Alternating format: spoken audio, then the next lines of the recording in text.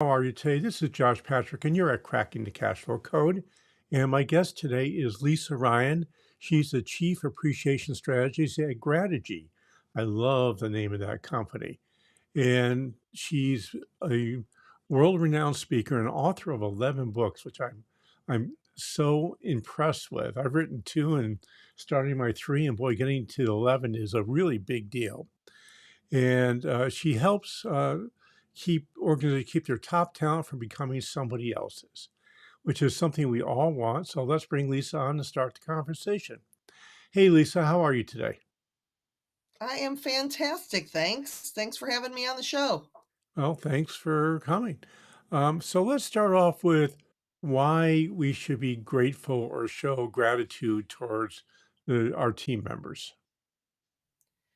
Well, it's something that first of all, it has to be sincere appreciation. So we start a lot deeper than that of finding the good and acknowledging the good that's happening because your employees have lots more choices than they've ever had before. We used to worry about them going to another competitor or to another manufacturer down the street, but now it's like they can go deliver for Amazon or they could drive for Uber or they can become a YouTube influencer. So lots of choices that they have. But when they feel connected, when they feel valued, when they feel appreciated, when they feel that they are contributing to a mission that is bigger than them, they're more likely to stay with you. So that means you need to have a mission and it has to be understandable by everybody, not a two-page long screed, but one sentence, and probably would be helpful to have some values with clarifying statements around it. Does that make sense? Yeah, and it's again, it goes deeper than just what you're gonna put, hanging on the wall in the office of how do you connect to the bigger picture? Was working with the spring manufacturer, and what they did, because can you think of a more boring product than a spring? I mean, they're literally in everything. But what they did is they would take one of those springs and they would put it on they would take a picture of it, put it on a poster, and have the part of the week. So employees were not just making springs, they were making parts for Boeing 747s. They were making components for life-saving hospital equipment. So that's what I mean by mission is that employees don't care what you manufacture. They don't care what your service is. They want to know how you're making a difference in the world, on the planet, in their community. And so that's the mission that I'm talking about. So, what's the best way to go about doing that? Well, first of all, you figure out in your business what initially drew you in. What do you love about your industry? What are you passionate about? How do you know that you're making a difference? And then you're having that level of communication, not only with the people that you have working with you right now, but also the people that are coming in for interviews who are potential hires to get back of instead of saying, this is how much you're going to make per hour. These are the responsibilities. It's like, this is why I love this company. This is, the things that I'm passionate about. So, because when I speak to a lot of manufacturing associations, and I just think it's fun to being around passionate people who make stuff that nobody else on the planet thinks about.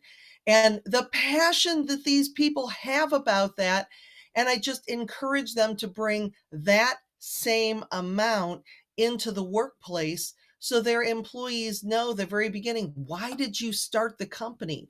Why did you see this need to begin with? What has doing this meant to you? So we're going back for a little bit more, maybe more reflection, maybe more just kind of figuring out from your own roots of what bring draws you in because that's going to help to draw more people in. So, where does recognition fit into all this? Recognition is being specific when you are catching people in the act of doing things well. because there's too many times that I talk to these people and they're like, "Oh, that's just coddling people. Why do I need to thank them for doing their job? I mean, they get thanked every Friday for goodness sake."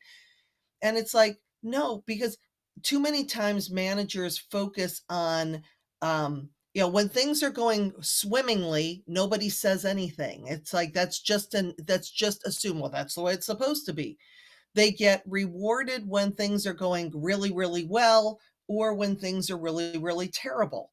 But if you look at most of the time in business operations, we're pretty much at this pretty average level. So why not take the time and say, you know what, you guys, we're keeping up. You're doing the job. The quality's good. We're getting the orders out. Of recognizing and being specific, so it's not just, hey, Josh, thanks for doing, thanks for that. And you're going to be like, what did I do? And why are you thanking me? Because you've never thanked me before. But if I said, Josh, I really appreciate the fact that you put in that hour and a half of overtime so we could get that order shipped yesterday. I mean, customer was so happy. And I just want to let you know how much I appreciate you. There's a certain level of people that are saying, what do you mean you got to thank him for putting in overtime? I mean, he just made time and a half. Well, think about it. Next time, if I say, hey, Josh, can you stay over and help put in some overtime? You're going to be like, you didn't acknowledge me the last time. I got a hot date. I got to go. But if I took the time to really appreciate the fact that I know that you were taking time away from your family, that you were taking time away from the rest of your life to pitch in and help me, and you got paid more because of the overtime, then it's all a win win. And we continue to have those positive conversations where we are focusing on the good instead of just bringing it to employees. It just reminded me of one of my favorite quotes from an audience member. He came up to me and he said, Lisa, when I do something wrong, I get recognized 100% of the time. But when I do something well, it rarely gets noticed. And we need to flip that. Yeah. Yeah. Yeah. I mean, people don't want to make mistakes on purpose. Mistakes happen. And I think one of the things that hurts is when you do negative recognition, which is instead of, asking somebody what did they learn when they made a mistake, we yell at them. And I used to do that myself and demean people. And that does absolutely Right. nothing for loyalty. In fact, it does the opposite for loyalty. In my experience, when I acted that way, the folks in our organization would find a way to get back at me. And that's not the way you want to run a company. Right. So I No. had a, And you want your people to go ahead, sorry. Oh, and you want your people to try new things. That's how business moves forward, is that when we're willing to take some risks, to try something new, to try something that's never been done before. And if it works, it's fantastic. We celebrate that. But if it doesn't work, like you said, then we you know, dismiss it or we demean it. And it's like, well, why would an employee ever get out of their comfort zone and try something new again if they know that if it fails, they're just going to get in trouble for it? That doesn't make any sense. They won't try it all. We call that fail fast, fail cheap, which is do a lot of Yep, small experiments and realize that the vast majority won't work. And every once in a while, one does work. And then you build on that. And that requires you to trust your employees and to have what I call um, a culture of mistakes, which means that mistakes are, you don't want to make mistakes, but they happen. And you want to make mhm, sure the question you ask is, what did you learn? Not why did you do it? exactly. At least that's been my experience. Another thing I think is a useful thing to do is to formalize recognition, meaning that um, as owners of companies, we tend to get a lot of recognition from the community, from our industry, from our peers, but especially in blue collar business, the folks that work in our organizations, they likely have never gotten any recognition in their entire life, much less in our company. So they're going to be embarrassed the first time you give them anything that's a positive recognition thing because they've never gotten it before and they don't know how to handle it. And if they're embarrassed, you just have to help them get over that. At least that's been my Mhm. experience. Well, and it goes down to not the golden rule of do unto others as you would have done unto you, but more the platinum rule, do unto others as they would have done unto them. Now you have a percentage of the workforce who are extroverts that are just like, "Hey, give me the plaque, put me up on stage, don't care about the money," because they like that public recognition.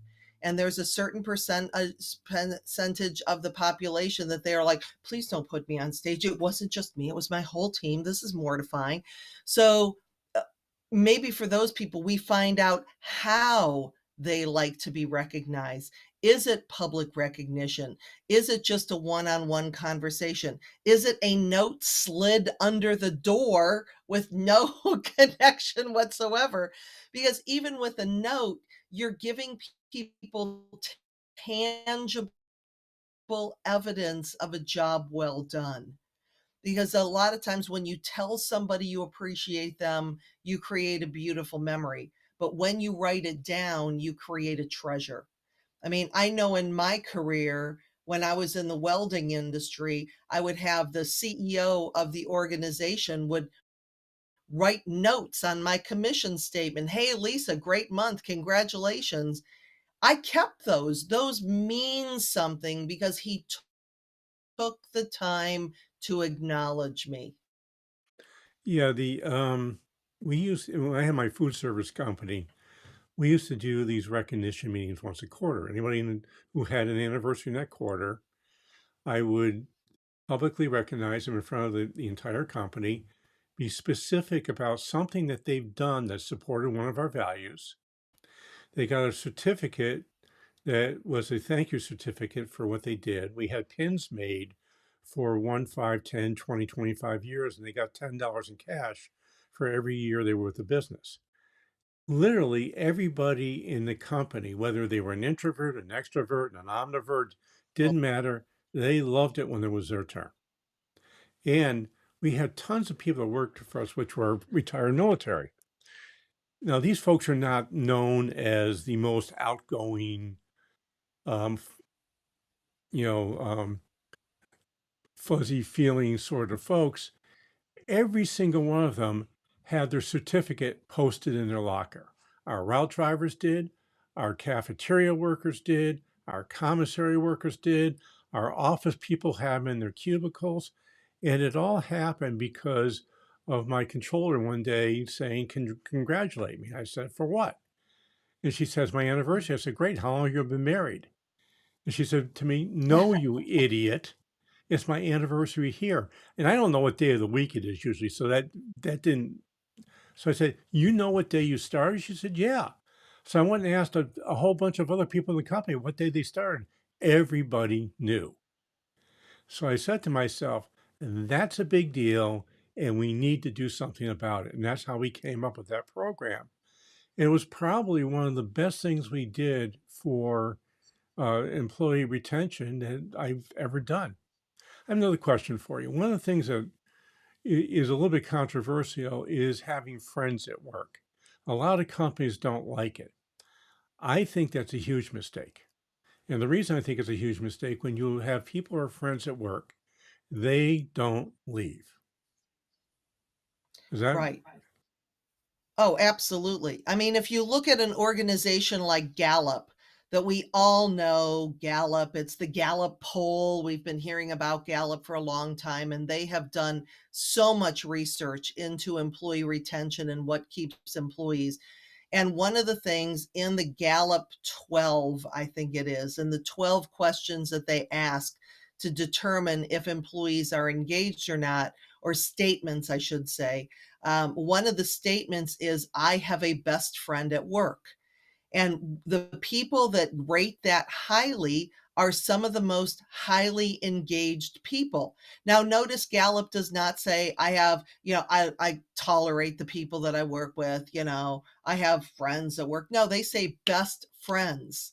And so because it's so much harder for people to leave if they have a strong community there, if they have strong bonds with the people where they not only get along while they're in the workplace, but maybe they go out and they hang out after work hours too. It makes it much, much tougher for that person to leave because they're going to be leaving all their buddies behind. Yeah, but there is a little bit of a risk with that, which is if one of the buddies leaves, often the other folks leave to go where the first buddy went. But Yeah. that's I think it's a risk worthwhile taking, in my opinion.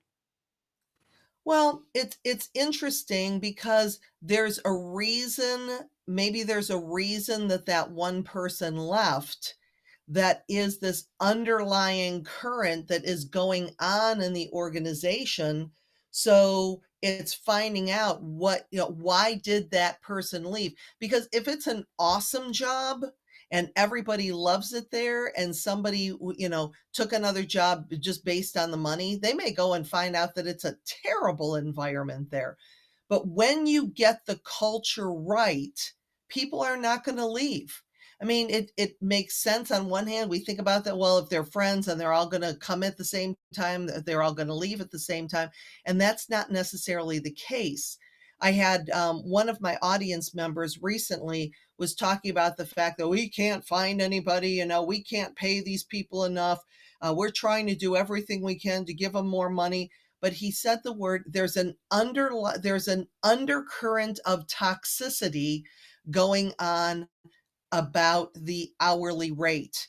And I looked at him, I said, it is not the hourly rate. The word that the fact that you use the the term undercurrent of toxicity, there's something going on in your organization that's got nothing to do with the money.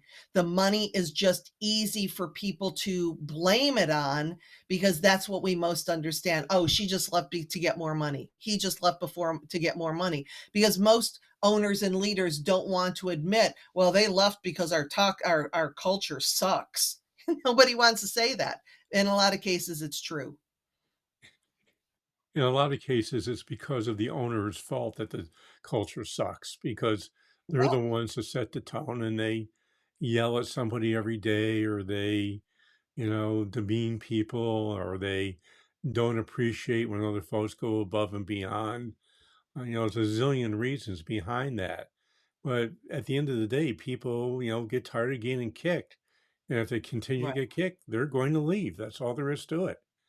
And Yep. you need to look in the mirror to, take responsibility for that, which too many owners don't do.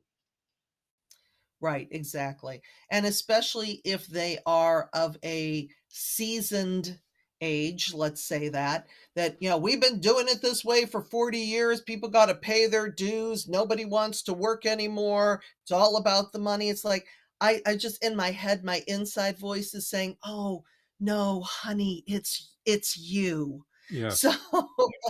and there's some vulnerability that goes along with that, because you do have to look in the mirror and maybe you think about, what, who was my best boss of all time? And think about what was the characteristics about that person. For me, I have two awesome bosses that I talk about, but Dale Everett's was when I was in the welding industry. I mean, Dale was there to celebrate with me when things were going well. He talked me off the ledge when they weren't, and he did not care the colorfulness of the language I used in describing when I needed to be talked off the ledge. I mean, he was there all the time. He came in to work with me. He would take me and my husband out to dinner, so he knew Scott really well. I mean, and I have not worked for Dale since 2003, and he's still one of my dearest friends 20 years later, and we still talk regularly. So that's what happens when you have that awesome boss that looks out for you and you build a relationship with them and they set the tone. Makes sense to me. So, what kind of gratitude strategies do you recommend that people do besides writing notes and catching somebody do well? Is that it, or is there more Yeah. that you think No, people should be doing? Well, when I do my programs, I generally focus on 5 different gratitude strategies. Depending on how much time I have, sometimes it's only 3, but the first one to be accessible, because your employees want to know, they want access to you, they wanna share ideas with you. They want to know that you care enough about them to know their name, to walk through the plans and to say, "Hey, Bob, how you doing today? Hey, Sue, how's it going?" Because leaders and owners are seen differently. And you look at the newest generations in the workplace, millennials and Gen Z, they've had access to leadership since they were little kids. I mean, my parents would be like, "Lisa, we're going on vacation to Florida." And now it's like, "It's your turn to pick where we're going on vacation. Where would you like to go?" So they've had that access, they expect it from you. Number 2 is stay interviews. Exit interviews are great because they have they show a pattern. They're also a little late. It's like, "Hey, why are you leaving?"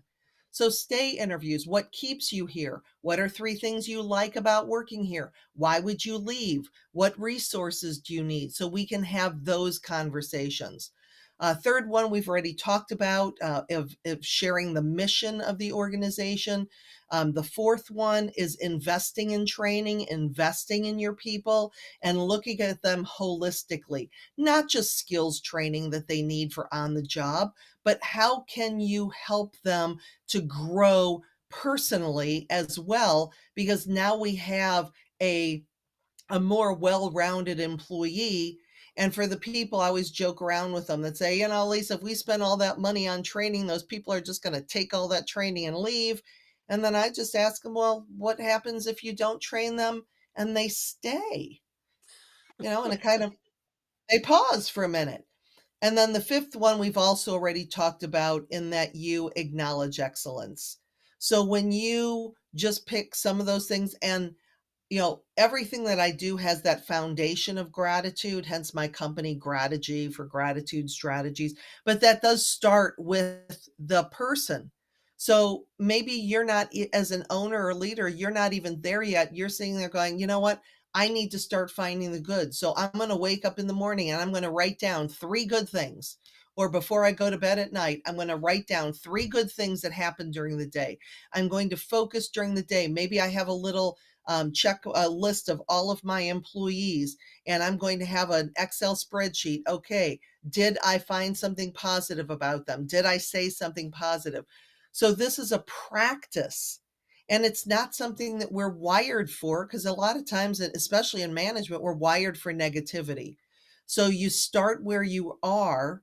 And if you're one of the people that has a hard time really finding the good in people, and it's not comfortable, then that's something that there's lots of resources out there. The Greater Good Science Center, which is in California, lots of research on that. Because a lot of times in leadership and ownership, we think that this sounds all soft and fluffy.